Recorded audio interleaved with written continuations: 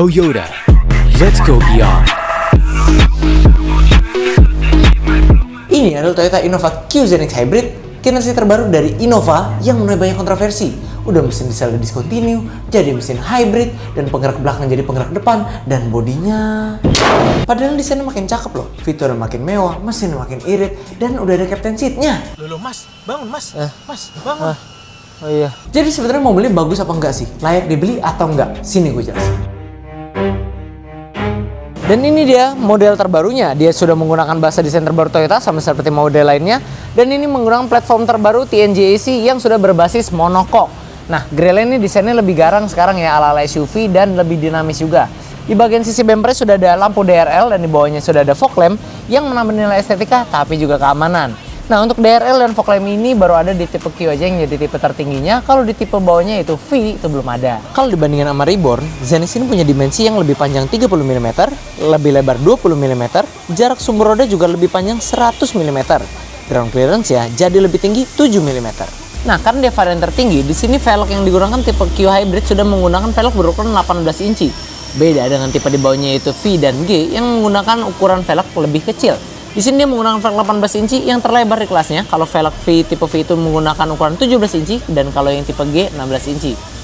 Penasaran deh, kenapa ya di setiap tipe dibedakan ukuran velgnya sama Toyota? Yang tahu boleh tulis kolom komentar ya. Oh iya, Q Hybrid itu memang salah satu tipe tingginya di Innova Zenix, tapi sebenarnya masih ada tipe yang lebih tinggi yaitu Q Hybrid Modelista seperti yang kami lagi pakai di sini.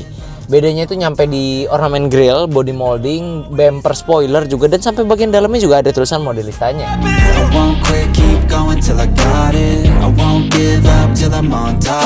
Gue kan tadi nyebutin kalau mobilnya punya sasis monocoque dan manfaatnya ini dia.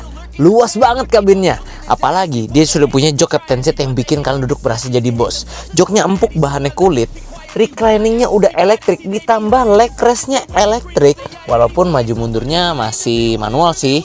Nah, tambah satu fitur lagi yang belum dimiliki Innova pada zaman sejarahnya, yaitu sunroof. Walaupun panas juga sih. Buat ruang kaki dan ruang kepala ini juga lega banget ya. Bahkan untuk orang yang berpostur tubuh tinggi juga pasti muat dan masih lega di sini. Ditambah sekarang ada konsol tengahnya untuk kalian taruh-taruh barang seperti HP atau cup holder kalian di sini, dan ada USB-C di sini untuk ngecas gadget kalian selama perjalanan, 2 slot. Ditambah ada layar sini untuk menjadi entertainment kalian selama perjalanan, jadi semakin menyenangkan. Karena ini mobil keluarga, Zenix punya juga dong baris ketiga untuk naruh beban keluarga. Maksudnya anggota keluarga yang lain.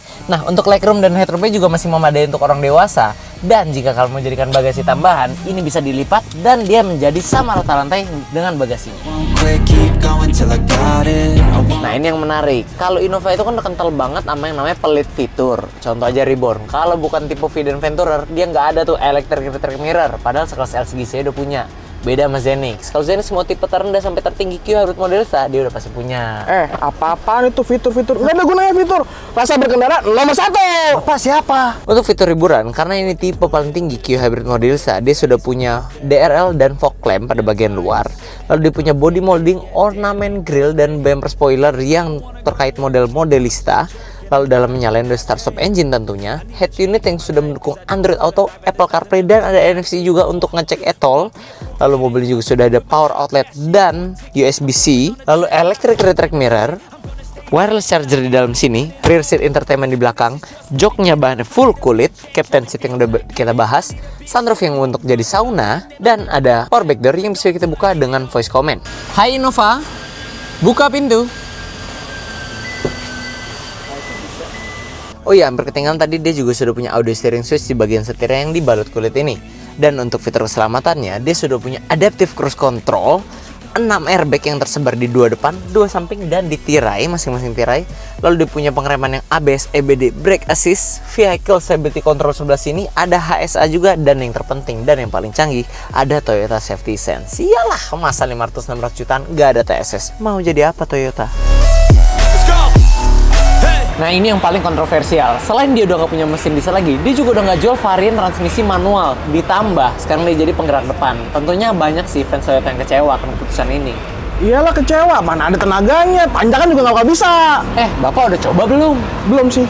Zenith Q Hybrid Modelista ini punya mesin 2000 cc berkode M20A FXS 4 silinder DOHC Hybrid. Mesin ini pakai teknologi yang Toyota sebut sebagai Hybrid Synergy Drive. Jadi dia punya mesin 2 liter yang dikombinasikan sama motor listrik. Untuk mesin bensinnya, dia bisa nyemburin tenaga sebesar 149,9 HP pada putaran 6000 rpm dan torsi 187,3 pada putaran 4400 sampai 5200 rpm. Sedangkan untuk motor listriknya, dia bisa semburin tenaga sebesar 111,4 HP dan torsi 205 Nm. Mesin ini disalurkan ke penggerak roda depan dengan transmisi otomatis CVT. Ngomongin mesin hybrid, dia juga mempunyai akselerasi yang responsif ya. Diklaim mesin buatan Toyota ini, dia bisa menggabungkan tenaga dari mesin bensin dan baterai hybrid ya, menjadi tenaga yang optimal, tapi juga bisa memberikan efisiensi bahan bakar yang sangat baik. Sehingga ketika kalian lagi sedang membutuhkan akselerasi, bisa dibantu mesin hybridnya, tapi juga bisa dijaga konsumsi bahan bakar hematnya dengan baterai hybridnya juga. Kalau ditanya bisa nanjak apa enggak, udah jelas bisa, karena udah banyak reviewer otomotif di luar yang ngebuktiin kemampuan nanjaknya si Zenith ini. Tapi memang kita bisa sama-sama setuju kalau FWD dan RWD ya pasti lebih kuat RWD ya, apalagi Innova diesel ya. Tapi kalau ditanya ini bisa nanjak apa enggak, ya bisa, karena faktor penentunya bukan cuma FWD atau RWD aja. Nah, ini info aja buat kalian yang baru mau pakai mobil ini. Jangan kaget kalau pas kalian nyalain mobilnya dia kayak nggak ada bunyi mesinnya nyala. Itu karena dia masih menggunakan tenaga hybridnya. Barulah ketika tenaga mesinnya dibutuhkan, mesin dia akan menyala seperti mobil konvensional. Jadi kesimpulannya gimana? Mobil ini jelek atau enggak? Layak dibeli atau enggak? Karena kan dia bukan Innova yang kita kenal. Ya jawabannya sebenarnya simpel aja. Mobil ini layak banget buat dibeli karena dia menawarkan perubahan yang begitu signifikan dibandingkan Innova generasi sebelumnya. Fiturnya jadi jauh lebih melimpah, mesinnya jadi lebih irit tapi tetap bertenaga, dan yang terpenting dia tetap menjaga sepekas kenyamanannya Innova. Ya bisa dibilang mobil ini cocok banget buat kalian yang lagi cari mobil keluarga yang fiturnya lengkap, mesinnya irit, dan kenyamanan maksimal untuk kalian pakai liburan bersama keluarga dalam perjalanan jauh. Itu dia teman, review singkat dari Toyota Innova Zenith Q Hybrid Modelista 2023. Kalau kalian masih punya pertanyaan, silahkan tulis kolom komentar. Jangan lupa like, komen, dan subscribe buat mendukung kami dan nunggu update dari kami. Udah, diem ya. Dasar, ganggu aja. Don't ever let them tell you that you can't ever say never, and turn your mind into the truest to go-getters. Sabar. Apaan? Kenapa ya?